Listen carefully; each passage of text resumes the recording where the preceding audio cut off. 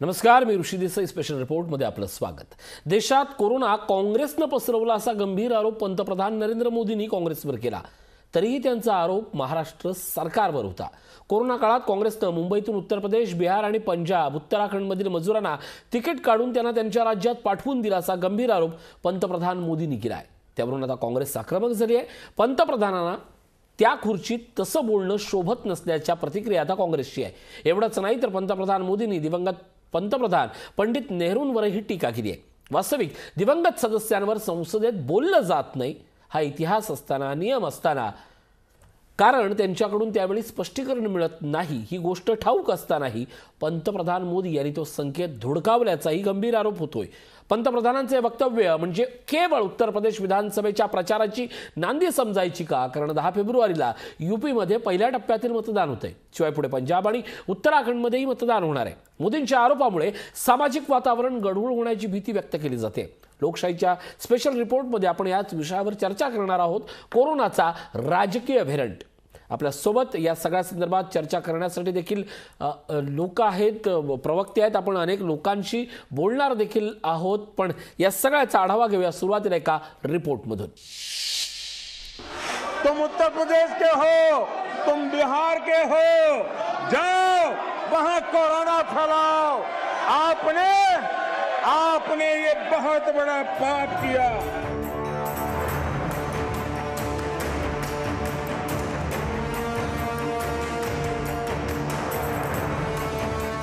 देशात कोरोना काँग्रेसने पसरवला।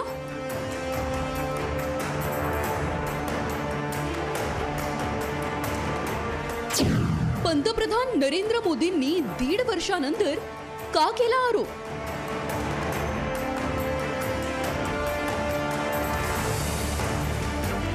यूपी पंजाब मधील निवडणुकीच्या तोंडावर आरोपाचा अर्थ काय?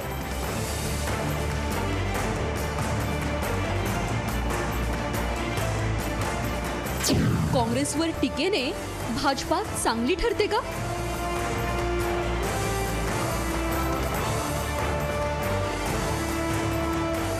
राष्ट्रपतींच्या अभिभाषणावर बोलत असताना पंतप्रधान नरेंद्र मोदी यांनी लोकसभेत काँग्रेसवरती जोरदार हल्लाबोल केला। पण त्यांनी नुसतीच टीका केली नाही तर गंभीर आरोपही केला। म्हणाले, काँग्रेसमुळे देशात कोरोना पसरला। सारे हेल्थ एक्सपर्ट कह रहे थे कि जो जहां है वहीं पर रुके। सारी दुनिया में यह संदेश दिया जाता था, क्योंकि मनुष्य जहां जाएगा, अगर वो कोरोना से संक्रमित है तो कोरोना साथ ले जाएगा। तब कांग्रेस के लोगों ने क्या किया? मुंबई के रेलवे स्टेशन पर खड़े रह करके मुंबई छोड़कर जाने के लिए प्रोत्साहित करने के लिए मुंबई में श्रमिकों को टिकट दिया गया, मुफ्त में टिकट दिया गया। लोगों को प्रेरित किया गया कि जाओ महाराष्ट्र में हमारे पर जो बोझ है वो जरा कम हो, और जाओ तुम उत्तर प्रदेश के हो, तुम बिहार के हो, जाओ वहां कोरोना फैलाओ। आपने ये बहुत बड़ा पाप किया। अफरा तफरी का माहौल खड़ा कर दिया। आता मोदींच्या या आरोपांमुळे सामाजिक वातावरण हे गढूळ होण्याची भीती व्यक्त केली जाते। माननीय पंतप्रधानांचं हे वक्तव्य अत्यंत दुर्दैवी आहे। त्यांच्या पदाला शोभणारं नाही। कोरोनाचं संकट ज्यावेळेस आलं त्यावेळेस महाराष्ट्रामध्ये लाखो मजूर हा परराज्यातला होता। महाविकास आघाडी म्हणून असेल किंवा काँग्रेस पक्षाचे कार्यकर्ते म्हणून असतील, आम्ही सर्वांनी कुटुंबातल्या सदस्यांप्रमाणे त्यांची काळजी घेतली। त्यांच्या जेवणाची सोय, त्यांच्या नाश्त्याची सोय सगळी घेतली, त्यांच्या आरोग्याची काळजी आम्ही केली।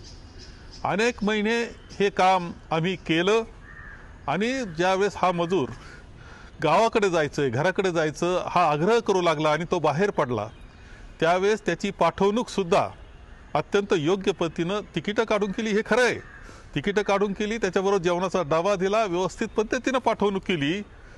खरं म्हणजे याचं कौतुक माननीय पंतप्रधानांनी केलं असतं, त्याचा आनंद आम्हाला निश्चितपणे झाला असता. परंतु दुर्दैवानं राजकारण कोणत्या थराला जाऊन करावं या बाबतीत मात्र माननीय पंतप्रधान चुकले आहेत असं माझं मत आहे. पण मोदींच्या या वक्तव्यानं वेगळाच संदेश जातोय. गंभीर बाब म्हणजे यूपीसह पंजाब, उत्तराखंडमध्ये विधानसभा निवडणुका होत आहे आणि यूपीमध्ये पहिल्या टप्प्यातील मतदान 10 फेब्रुवारीला होत आहे. त्यामुळे पंतप्रधान मोदींनी केवळ मतांसाठी असं वक्तव्य केलं का आणि 1.5 वर्षात यावर चकार शब्दही का काढला नाही, याकडे काँग्रेसचे नेते लक्ष वेधतायत.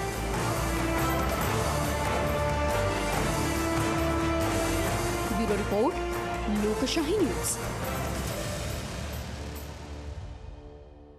देश के सामने देश का पहला प्रधानमंत्री हाथ ऊपर कर देता है, हाथ ऊपर कर देता है. आगे क्या कहते हैं? देखो जी, आपके काम की बात है. आगे कहते हैं, पंडित नेहरू जी आगे कहते हैं,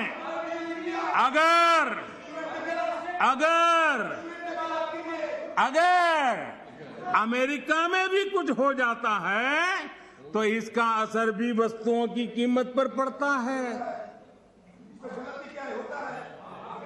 सोचिए तब महंगाई की समस्या कितनी गंभीर थी कि नेहरू जी को लाल किले से देश के सामने हाथ ऊपर करने पड़े थे. कोरोनाचा राजकीय व्हेरियंट, खरं तर पंतप्रधानांचं बोलणं आणि या बोलण्यावरून आता सुरू झालेल्या राजकीय प्रतिक्रिया आणि मुळात आजच्या या संपूर्ण अर्थसंकल्पीय अधिवेशनाच्या समारोपावेळी महाराष्ट्राचा उल्लेख तोही चुकीच्या पद्धतीनं झालाय का? काँग्रेसला या सगळ्या प्रकरणात नाहक ओढलं जातंय का, की केवळ उत्तर प्रदेश आणि 5 राज्यांच्या मतांसाठी आता काँग्रेस आणि पर्यायानं महाराष्ट्र सरकारला देशाच्या राजकारणात ओढलं जातंय का? या सगळ्याबद्दल आपण बोलणार आहोत. डॉक्टर राजू वाघमारे आपल्या सोबत आहेत, काँग्रेसचे प्रवक्ते आहेत. वाघमारे सर, स्वागत आपलं. प्रश्न हा आहे की आज पंतप्रधानांनी केलेली काँग्रेसवरची टीका तुम्हाला मान्य आहे का? सगळ्यात पहिली गोष्ट, पंतप्रधानांना टीका करण्याचा या करोनाबद्दल नैतिक अधिकार अजिबात नाही आणि भाजपलाही नाही.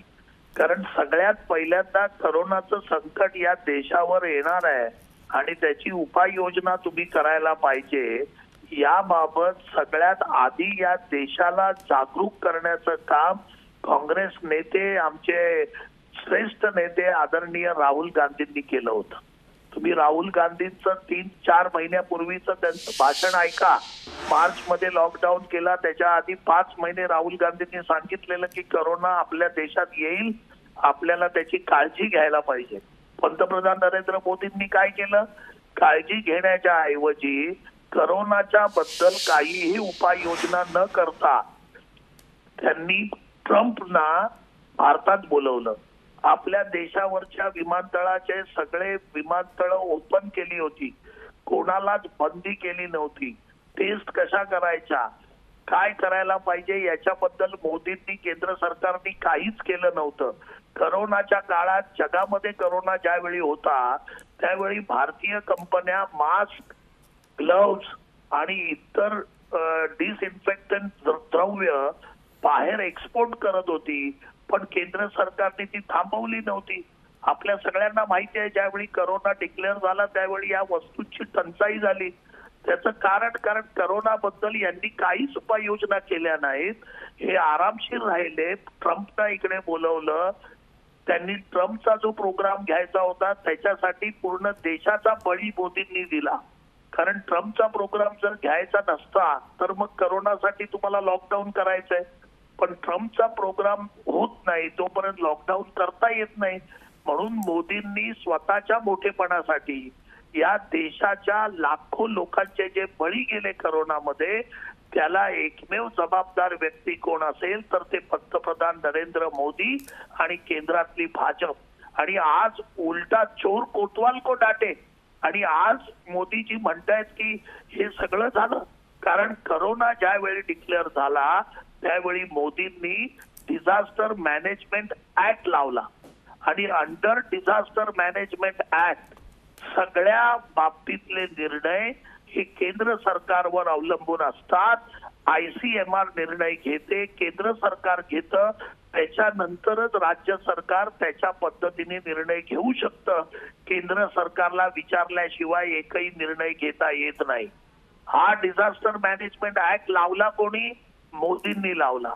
ज्यावेळी कोरोना सुरू झाला त्यावेळी PAP किट्स मिळत नव्हत्या, ग्लोव्ज मिळत नव्हते. त्याला कारणीभूत कोण होतं? नरेंद्र मोदी साहेब होते. आज महाराष्ट्रातला एवढ्या लाखो, देशातल्या करोडो स्थलांतरित मजुरांचा प्रश्न होता. केंद्र सरकारमध्ये असलेलं कामगार खातं हे स्थलांतरित मजुरांच्या बाबतीत सगळे निर्णय घेण्याचे अधिकार हे केंद्र सरकारच्या कामगार खात्याला असतात. पण केंद्र सरकारच्या कामगार खात्याने निर्णय घेतले का? तर घेतले नाहीत. त्याच्यामुळे लाखो स्थलांतरित मजूर मरण पावले, त्यांना पायी जावं लागलं, त्यांचं नुकसान झालं. याला कारणीभूत कोण? तर नरेंद्र मोदी आणि भाजप सरकार. वॅक्सिनेशन आलं, वॅक्सिनेशन देशातल्या लोकांना देण्याच्या आधी स्वतःचं नाव करण्यासाठी जगामध्ये एक्सपोर्ट करायचं काम कोणी केलं? नरेंद्र मोदी साहेबांनी केलं. परिणाम काय झाले? आपल्याला वॅक्सिन कमी मिळत होतं.